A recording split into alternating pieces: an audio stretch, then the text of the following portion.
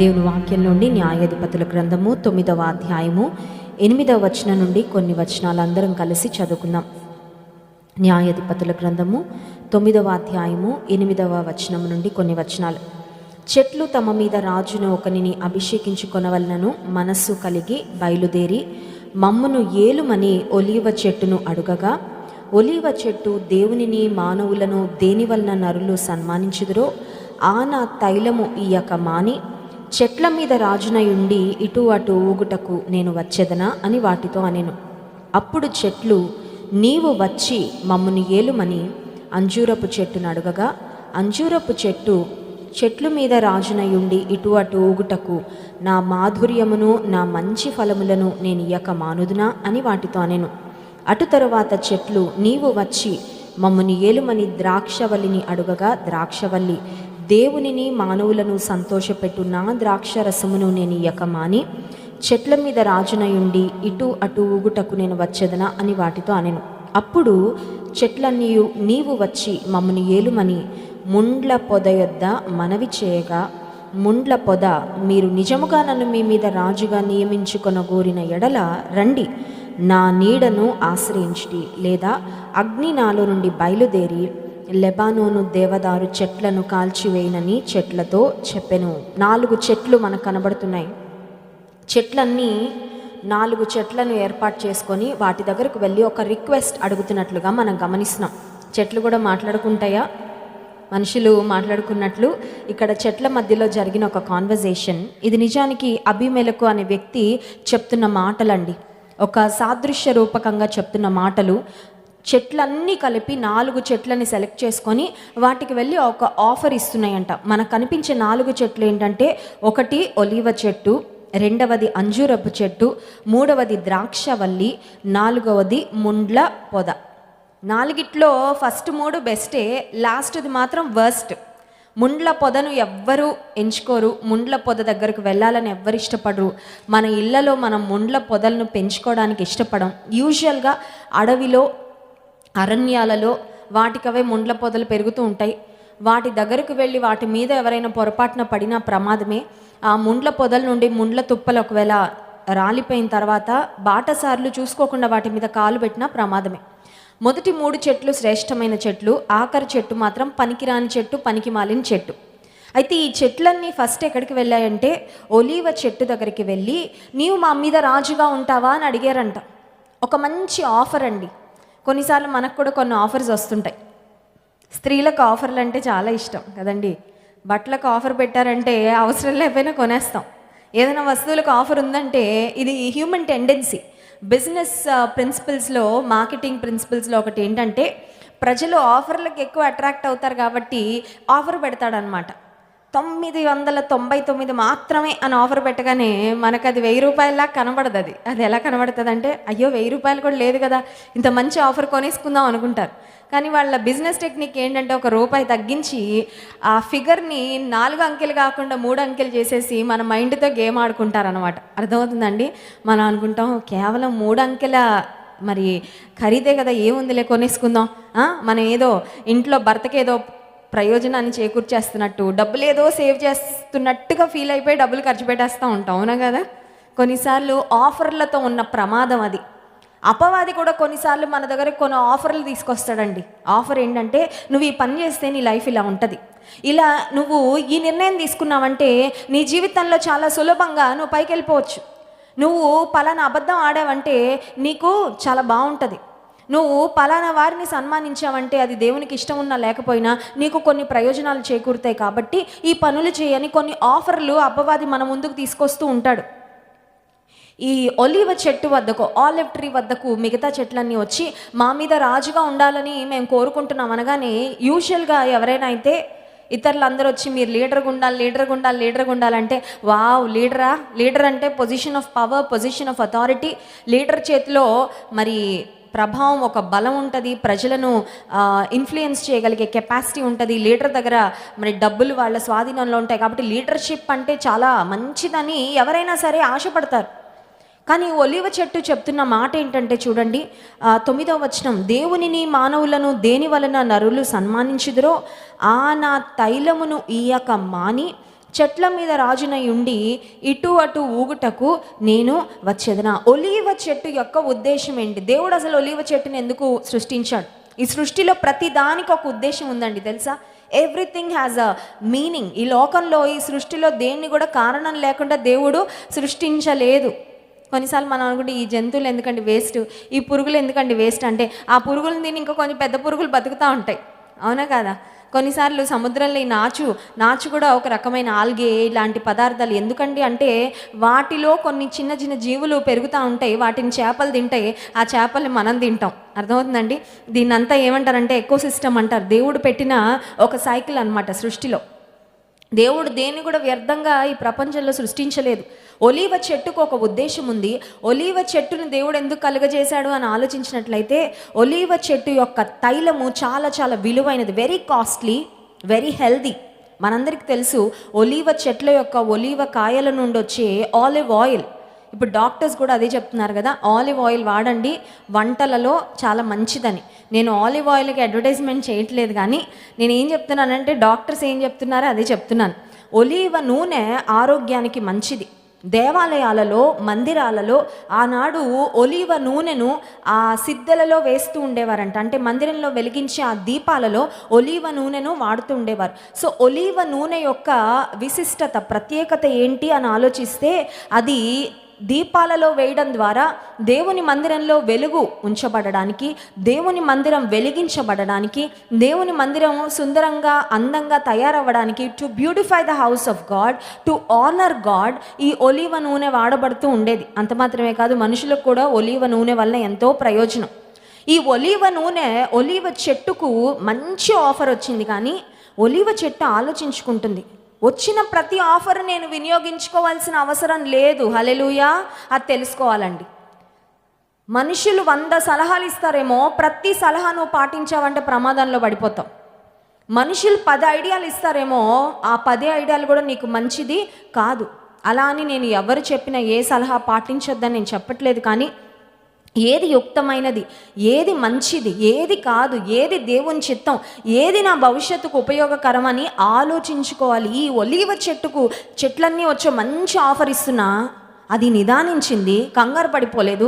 ఇంత పెద్ద ఆఫరు ఈ అడవిలో ఉన్న ఏ చెట్టుకు రాలేదు, నాకు వచ్చింది కాబట్టి నేను యూటిలైజ్ చేసేసుకోవాలి అని అనుకోలేదు. ఒలీవ చెట్టు అంటుంది, నా ఉద్దేశము, దేవుడు నన్ను కలుగజేసిన పర్పస్, దేవునిని మనుషులను నేను సన్మానించడానికి దేవుడు నన్ను కలుగజేశాడు. ఆ పని నేను చేస్తాను తప్ప మీ మీద రాజుగా ఉండి ఇటు అటు ఊగడం నాకు ఇష్టము లేదు. హల్లెలూయా! ఒలీవ చెట్టుకి మొహమాటం లేదండి. విశ్వాస జీవితంలో నువ్వు దేవుని ఘనపరచాలంటే నీలో మొహమాటం ఉండడానికి వీలు లేదు. కొంతమంది ఎవ్వరికీ నో చెప్పలేరు. దొంగోడొచ్చి పరిసివ్వమంటే పాపం ఇవ్వకపోతే బాధపడతాడేమో అని ఇచ్చేస్తారు. అంతలా ఉంటుంది కొంతమందికి మొహమాటం. అర్థమవుతుందండి?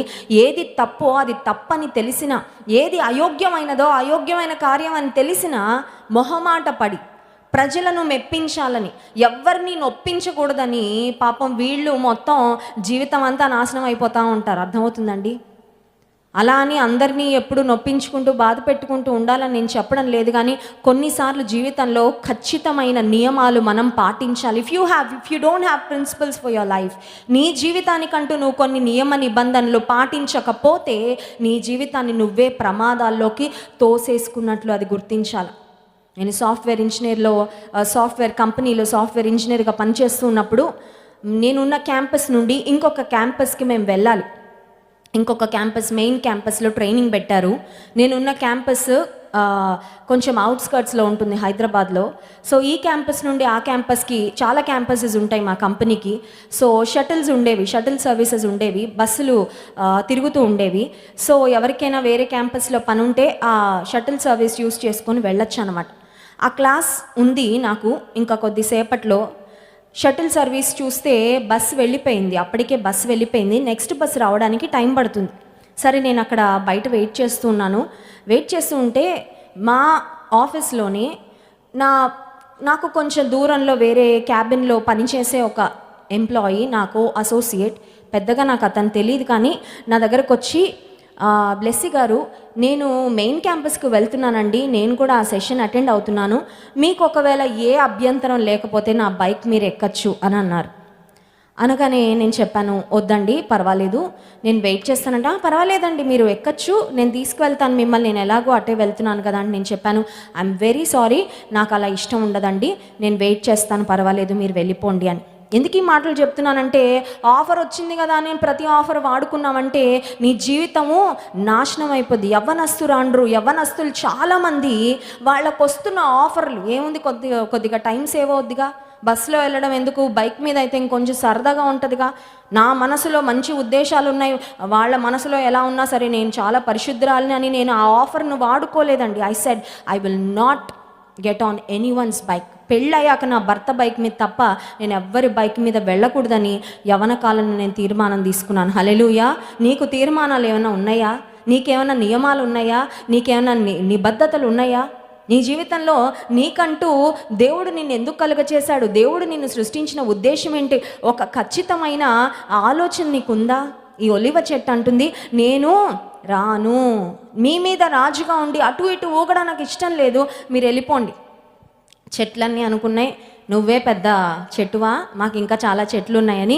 నెక్స్ట్ ఎక్కడికి వెళ్ళారంటే అంజూరపు చెట్టు దగ్గరికి వెళ్ళాయంటే చూడండి 10వ వచనం. అప్పుడు చెట్లు, నీవు వచ్చి మమ్ముని ఏలుమని అంజూరపు చెట్టును అడుగగా, అంజూరపు చెట్టు చెట్ల మీద రాజునై ఉండి ఇటు అటు ఊగుటకు నా మాధుర్యమును నా మంచి ఫలములను నేను ఇయ్యక మానుదునా అని వాటితో అనెను.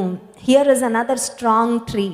ఇంకొక బలమైన చెట్టు కనబడుతుంది, శ్రేష్టమైన చెట్టు, బలమైన చెట్టు కూడా. ఇతరుల యొక్క మాటలకు అంత ఈజీగా ఒప్పించబడే చెట్టు కాదు ఇది. అంజూరపు చెట్టు దేనికి సాదృశ్యం అని ఆలోచిస్తే దాని మాధుర్యానికి సాదృశ్యం అంట. అంజూరపు చెట్టు, అంజూరపు ఫలాల్లో ఒక బెస్ట్ స్వీట్నెస్ ఉంటుందని డాక్టర్స్ చెప్తున్నారు. అంజూరపు ఫలాలు చాలా ఆరోగ్యానికి మంచిది. ఎవరికైనా రక్తం సరిగ్గా లేకపోతే, దేహంలో రక్తహీనత, ఎనీమిక్గా ఎవరైనా ఉంటే డాక్టర్స్ అంటారు డ్రై ఫిగ్స్ తినండి, అంజూరపు పండ్లు, ఫ్రెష్ ఫిగ్స్ కానీ డ్రై ఫిగ్స్ కానీ మీరు తినండి, రక్తం బాగా పెరుగుతుంది అంటారు. అంజూరపు కాయలు తింటున్నప్పుడు చాలా స్వీట్గా, చాలా టేస్టీగా ఉంటాయి. ఈ అంజూరపు చెట్టును దేవుడు ఎందుకు కలుగజేశాడంటే దాని మాధుర్యాన్ని అది ప్రజలకు అందించాలని దేవుడు దాన్ని కలుగజేస్తే అది అంటుంది, దేవుడు నన్ను ఎందుకు కలుగజేశాడో ఆ ఉద్దేశాన్ని నేను తెలుసుకొని ఆ ఉద్దేశం కొరకే బ్రతుకుతాను తప్ప మీ మీద రాజుగా ఉండి అటు ఇటు ఊగడం నాకు ఇష్టము లేదు. హల్లెలూయా. విశ్వాస జీవితంలో నీవు నో చెప్పడం నేర్చుకోవాలి. ఎస్ చెప్పడం ఈజీ అండి, నో చెప్పడం కష్టం. ఎస్ చెప్పడం ఈజీ, నో చెప్పడం కష్టం. ఒలివ చెట్టు అంటుంది, నో అంటుంది. మీరు ఆఫర్ ఇచ్చారు, గొప్ప ఆఫర్లా కనబడుతుంది, కానీ నాకు వద్దు. అంజూరపు చెట్టు కూడా అంటుంది, మంచి ఆఫర్ ఇచ్చారు, గొప్ప ఆఫర్ ఇచ్చారు, కానీ నాకు మాత్రం అది వద్దు. I don't want to use that opportunity. అవకాశము నాకు ఇచ్చినా నేను మాత్రం దాన్ని వినియోగించుకోవడానికి ఇష్టపడట్లేదు. మీరిద్దరైనా ఏంటి పెద్ద చెట్లు, ద్రాక్ష చెట్టు ఉంది అక్కడికి వెళ్దాం అనుకున్నాయి చెట్లన్నీ. చూడండి ఆ తర్వాత 12వ వచనంలో, అటు తర్వాత చెట్లు, నీవు వచ్చి మమ్మల్ని ఏలుమని ద్రాక్షవల్లిని అడుగగా, ద్రాక్షవల్లి దేవునిని మానవులను సంతోషపెట్టు, నా ద్రాక్షరసమును నేను ఇయ్యక మాని చెట్ల మీద రాజునై ఉండి ఇటు అటు ఊగుటకు నేను వచ్చేదనా. దేవుని మనుషులను సంతోషపెట్టడానికి దేవుడు ద్రాక్ష చెట్టును సృష్టిస్తే ద్రాక్ష చెట్టు అంటుంది, నా ఉద్దేశం నేను నెరవేరుస్తాను తప్ప మీరు రాజుగా ఉండాలని నన్ను పిలిచినంత మాత్రాన నేను రావడానికి ఇష్టపడడం లేదు అని చెప్పిన తర్వాత ఇంకా వాళ్ళు వదిలిపెట్టి వెళ్ళిపోయారండి. కొన్నిసార్లు అపవాది కొంతమంది వ్యక్తులను నీ దగ్గరికి పంపిస్తాడు, ఒక మంచి ఆఫర్ ఇచ్చి పంపిస్తాడు నిన్ను శోధించడానికి. కొంతమంది శోధన అలా స్టార్ట్ అవగానే పడిపోతారండి, టక్కుని పడిపోతారు. శోధన రాగానే పడిపోతారు, ఇంకెప్పటికీ బయటకు కూడా రాలేరు. జీవితకాలం అంతా ఇంకా అదే పడిన గుంటలోనే ఉంటారు అంతే. కొంతమంది మాత్రం ఇనీషియల్గా రెసిస్ట్ చేస్తారు, ముందంటారు వద్దండి, పర్వాలేదండి, ఆదివారం చెప్పిన వాక్యం గుర్తొస్తుంది కదా, వద్దులే అంటారు. 4 సార్లు రా రా రా రా సినిమాకి రా రా రా రా అంటే 3 సార్లు వద్దు అంటారు. 4వసారి ఇన్నిసార్లు అడుగుతున్నారు కదా బాధపడతారేమో అని వెళ్ళిపోతారు. అర్థమవుతుందండి? స్నేహితులు దారా కొంచెం తాగుదాము, చాలా బాగుంటుంది, మంచి కిక్ వస్తుంది, అది ఇది అని ఏదో చెప్తారు. ముందంటాడు వద్దురా, నా జీవితం వద్దొద్దమ్ము, నా జీవితానికి ఇది మంచిది కాదు అనుకుంటాడు. 4 సార్లు 5 సార్లు 6 సార్లు అనగానే ఇంకా మనోడు గంగిరెద్దుల తలూపేసి వెళ్ళిపోతూ ఉంటాడు. ఇంకా ఆ తర్వాత అనుకుంటాడు ఇదే ఫస్ట్ అండ్ లాస్ట్ అనుకుంటాడు, కానీ అదే ఫస్ట్ టైం, ఇంకా లాస్ట్ టైం అనేది ఉండదు జీవితంలో.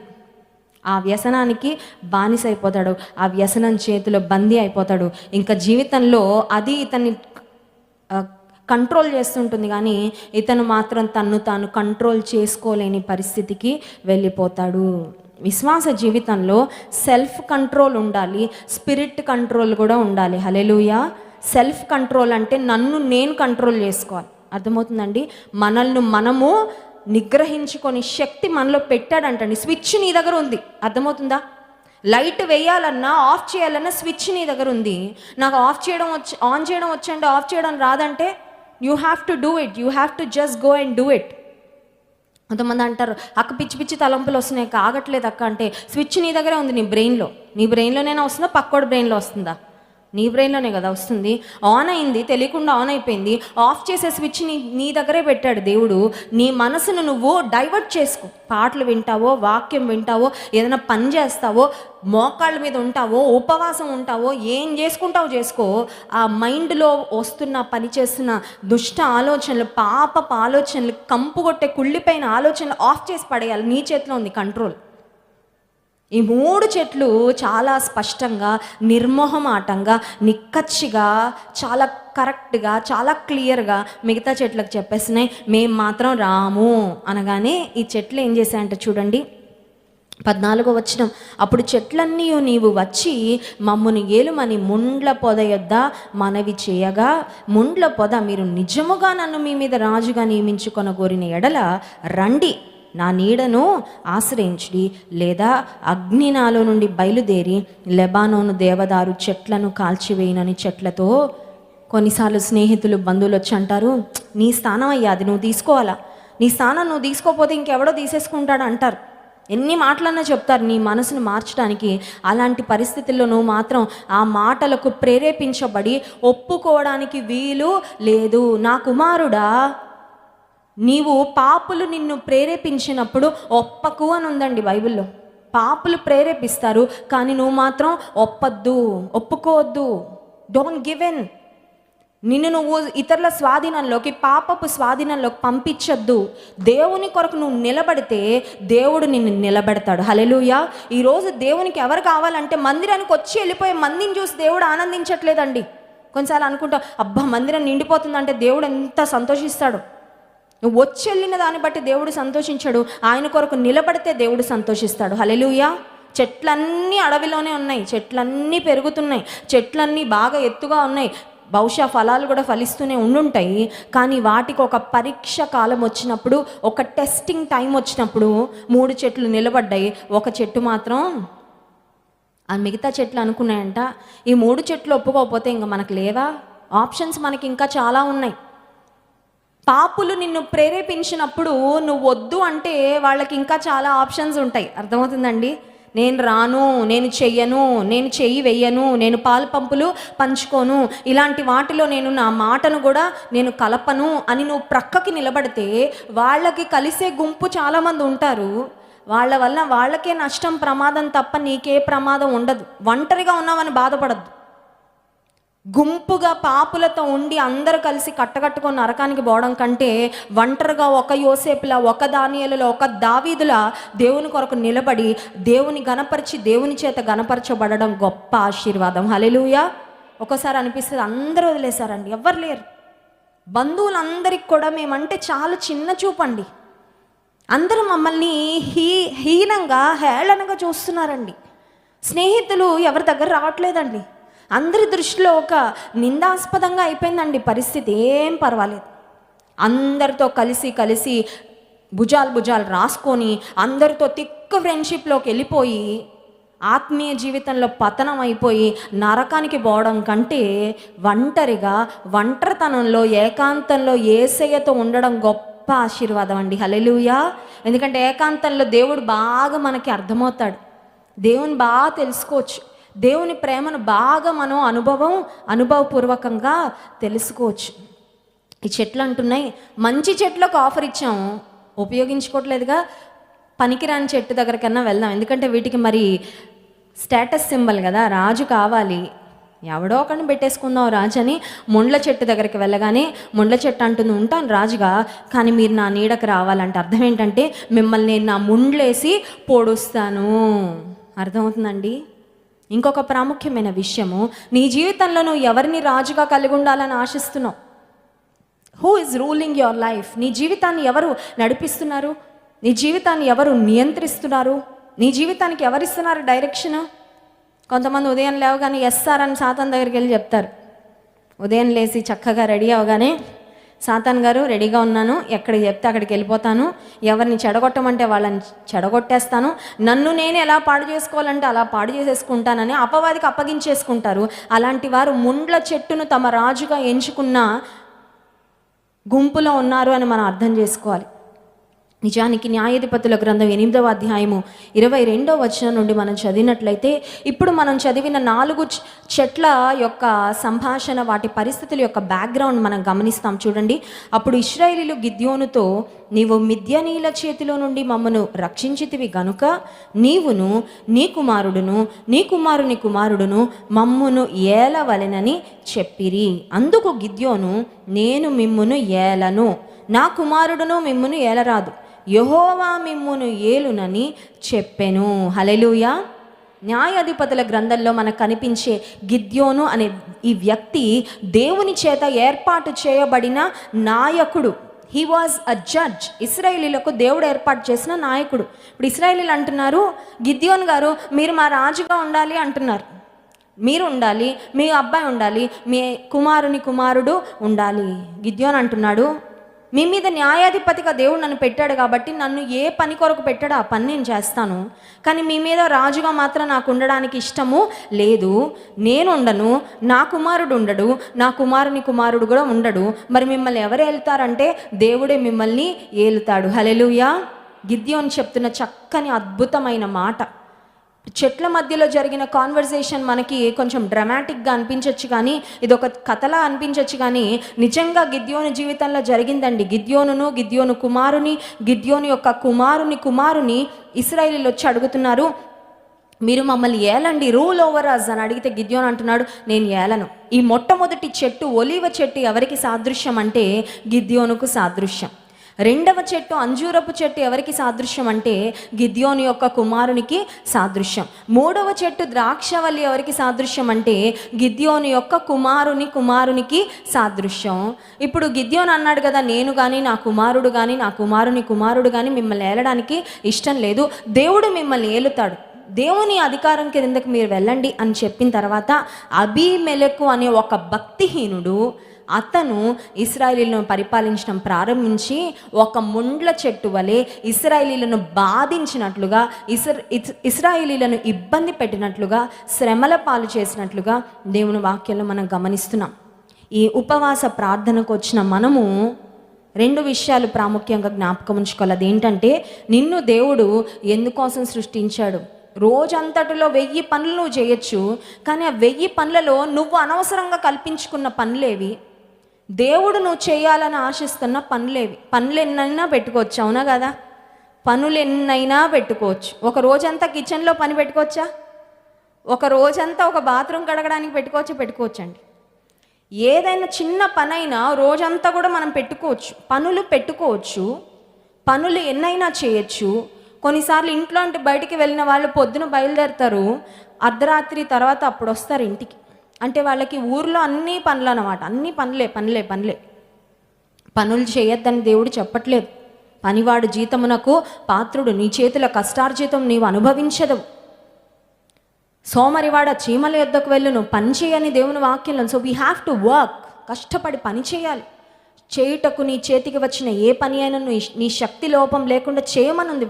పని చేయాల. ప్రతి ఒక్కరు పని చేయాలి. అయితే ఏ పని చేస్తున్నావు అనేది ముఖ్యం. పని చేయమన్నాడు కదా దేవుడు అని కనిపించిన ప్రతి పని చేసుకుంటూ కూర్చుంటే అది కరెక్ట్గా నీ జీవితానికి అది సార్థకము కాదు. జీవితంలో దినాలు చాలా ఫాస్ట్గా అయిపోతున్నాయండి, అవునా కదా? అప్పుడే 2022 వచ్చింది, 2022లో 2వ నెల కూడా వచ్చింది. నేను వెనక్కి తిరిగి చూసుకుంటే అమ్మో ఇంత పెద్దదాన్ని అయిపోతున్నానా అనిపిస్తుంది. అంటే పెద్దదాన్ని అంటే 60 సంవత్సరాలు అనుకోవద్దు, ఐఎమ్ జస్ట్ టెల్లింగ్. ఒక్కొక్క సంవత్సరం గడిచిపోతుంటే వయసు పెరుగుతూ ఉంది, అవునా కదా? సమయము దాటిపోతుంది. యవన కాలంలో నుండి మధ్య వయసులో ఉన్నవాళ్ళు కొన్ని రోజుల్లో వృద్ధాప్యంలోకి వెళ్ళిపోతారు. జీవితం చాలా ఫాస్ట్గా వెళ్ళిపోతుంది. కానీ నువ్వు ఏ పనులు చేస్తున్నావు అనేది ముఖ్యం. ఏదో ఒక పని చేసేయాలి కదా అని తోచిన ప్రతి పని, కనిపించిన ప్రతి పని, సలహాలు ఎవరైనా ఇస్తే ఆ ప్రతి పని అన్నీ చేసుకుంటూ కూర్చున్నావంటే నీ జీవితం మాత్రం వ్యర్థమైపోద్ది. ఈ 3 చెట్లు అంటున్నాయి, ఒలివ చెట్టు, అంజూరపు చెట్టు, ద్రాక్షవల్లి, మేము ఏ పని కొరకు సృష్టించబడ్డాను ఆ పని చేస్తాం తప్ప మీరు ఆఫర్ ఇచ్చారని మీ మీద రాజుగా ఉండడం మాకు ఇష్టం లేదు. సో మనం ఏం పనులు చేస్తున్నాం? అపవాది చాలా ఆఫర్లు ఇస్తాడు, కానీ ఆఫర్లన్నీ పాటించి దేవుని ఉద్దేశాన్ని, దేవుని సంకల్పాలను పక్కన పెడదామా?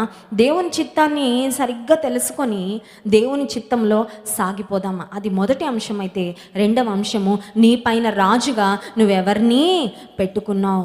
దేవుడు నీ మీద రాజుగా లేకుండా నీవు నీ జీవితంలో నీ రాజుగా ఉన్నా నాశనం అయిపోద్ది లైఫ్. అపవాది సంబంధమైన వ్యక్తులు, లోకస్తులు ఒకవేళ నీ రాజుగా ఉండి నిన్ను కంట్రోల్ చేస్తూ నీ అధికారిగా ఉండి నీ జీవితాన్ని ముందుకు నడిపిస్తుంటే అది కూడా ముండ్ల చెట్లకు అప్పగించుకున్న చెట్ల వల్లే ఒక ప్రమాదకరమైన, బాధించబడిన స్థితిలో మన జీవితము మిగిలిపోతుంది. కానీ గిద్యోను వలె అడుగుదాం, ప్రభువా నీ రాజరికం క్రింద నేను ఉండాను, నన్ను నువ్వే ఏలయ్యా, యూ రూల్ ఓవర్ మీ, నన్ను నువ్వు పరిపాలించు. కొంతమంది భర్తలు ఉంటారు, నేను నీ యజమానిని, ఐఎమ్ యువర్ మాస్టర్, ఇంకా నువ్వు బానిసవే. కొంతమంది భార్యలు బానిసలండి. వివాహ బంధం అంటే బానిసత్వ బంధం కాదు. Please know that marriage is not slavery.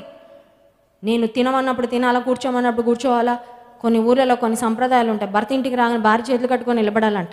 ఆఫీస్లో ప్యూన్ ఉంటుంది కదా, చేతులు కట్టుకొని ఆయనకి అన్నం పెట్టి ఆయన ఎప్పుడో గంట సేపు తిన్నాక అప్పుడు ఒక పని మనిషిలాగా, ఒక బానిసలాగా.